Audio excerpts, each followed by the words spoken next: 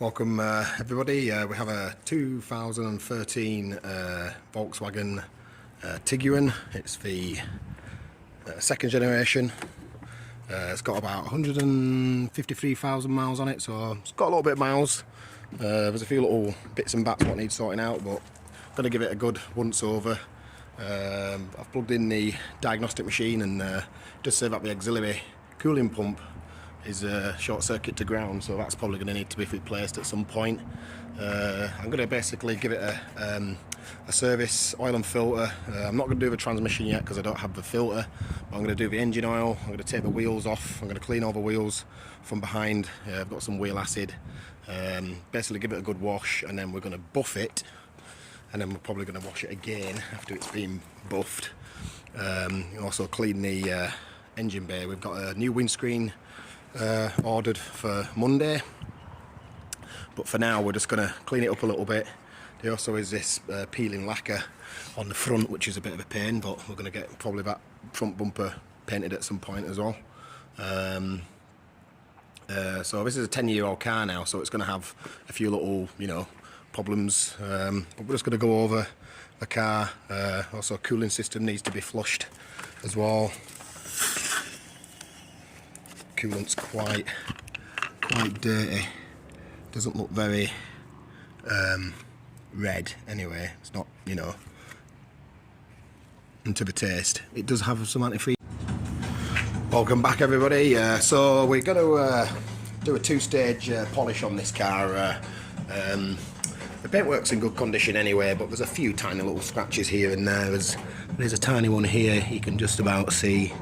You can't really see it because of the reflection, but I can see it. And then, and also just the paint as well. Like when you rub your hand on the paintwork. Just turn this down. When you rub your hand on the paintwork, you can feel that it's rough. It's just got a really textured feel to it. It's not like smooth. So that's just from years of oxidization of the paint, basically. Another thing I'm going to do at a later date is I'm going to blow that front bumper in. Actually, there was issues with the lacquer on it, so I actually got the lacquer off. I managed to get most of the lacquer off. There's a tiny little bits there, but that's just the base coat basically, so I'm going to re-lacquer the whole front bumper. That's the only thing that's being painted on the car. I've been going over all the paintwork and just checking it, and I can't really see anything which is indicating it's been painted. There is very small superficial scratches though, just in the lacquer. You can only just see it in the kink of the light. But two-stage buff will pretty much take all that out. Got his window ordered for Monday for install. Gonna get somebody else to install that because I don't really do windshields and stuff like that. Yeah, but it come up really nice actually. The wheels come up nice. Cleaned all the arches. Got all the arches cleaned up. Jet washed underneath the car as well. But yeah, the wheels have come up good. Changed the oil and filter. And also just went over everything just to make sure everything was okay. I will probably order a new set of pads for it at some stage. And I'll also order 2 new front tyres. And I'm going to order a transmission filter as well and do the transmission at a later date.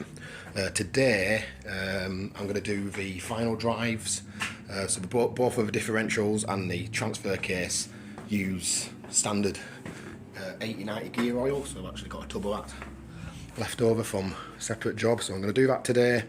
But I'm also going to buff the car as well. And another thing I've been doing actually was I was flushing the cooling system out using some I think it's called Pre-Stone cooling system flush. It's basically like an acid. It just removes like all the limescale and then it build up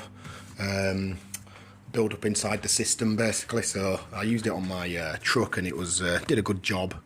I'm also going to secure this as well, get some tie clips to secure that because it's come away from this hose has come away from the little retaining clip. But apart from that, it's a 10-year-old car. It's got 150,000 on, so there's some little bits and bats what need to be done, but generally it's in really good condition. It's a you know, it's been a California vehicle, so underneath the car is mint. You know, there's no rust, no corrosion, even the bolts, you know, the suspension, everything's all, you know, clean as a whistle underneath, which is really nice. So when I buy my cars, I always like to get them from California. They're always in the best condition. Can't see any crash damage on it either, apart from this bumper getting painted, but that just seems to happen a lot in America with stone chips, and the dealers tend to just get these fly in the wall spray guys to come in just to put a new paint the bumper, and then the lacquer was literally peeling off of it, and I managed to use my jet wash, and the jet wash just blasted it all off. There's like tiny little pieces which are still on here, which I'm going to go over it again when I buff the car. I'm going to wash it again, and then I'm going to go over this again just to get these tiny last pieces of the lacquer off. There is still a little bit on there, as you can see. That bit stayed on, but the rest of it's just coming off. I'm going to take the bumper off as well, and then I'll end up going over it with some wet and dry sandpaper. You see how that lacquer just peels off there? That's what's basically happening when I was jet washing it. It was all just peeling away. So I was like, I might as well just concentrate on there, blast it all off. And then, because this is the base coat's okay, it's a good match, but the lacquer's just terrible. So that is definitely something I'm gonna do, and that'll totally make it look, you know, a lot better from the front end. But apart from that, it's a decent car. Interior's in good condition. I still need to clean inside. Haven't cleaned inside yet. And there is a little small issue with a electronic auxiliary cooling system pump, which apparently is mounted at the back of the engine behind this pipe. So that's going to be fun doing that. I've ordered that on eBay. That's coming, that's on the way. And apart from that, everything else is fine really. I'll probably take the air filter out and give that a good blowing out as well. I've already had a quick look at it and it wasn't too dirty, so I'm just going to blow that out with the air blower. I might pull the spark plugs out possibly at a later date. I'm not going to do that now. Just have a look at those spark plugs. If they're originals, I'll probably swap them out with some newer ones, but it runs fine, it doesn't miss, it's not lumpy.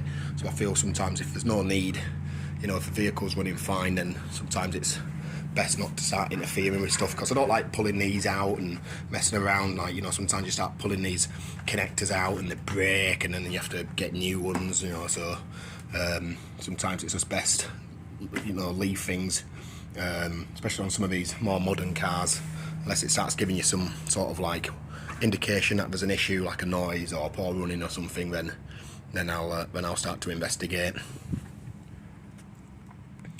So on the hood of the bonnet, there is a tiny little mark here, as you can see there.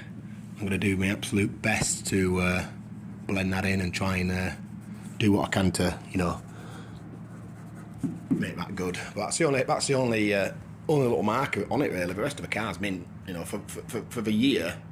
It's 10 years old. It's 2003, and for the mileage, it's got 151,000 on it. It's actually in really good condition, you know. So yeah, and another thing I like about this car as well, this model, which I was very particular about what I wanted as well. I wanted 150,000 max. I didn't want a sunroof, because these sunroofs can be very problematic on the older, when the cars start to age. The weather strips can start to shrink, and the pipes can get blocked, and it can start leaking and causing electrical issues, water in the trunk, water underneath the carpets, and a whole host of issues. So I was really glad when I found out this didn't have a sunroof, so I don't have to deal with any of those issues. And most of them have sunroofs now as well, so you know, it's pretty hard to find that configuration in the right colour as well.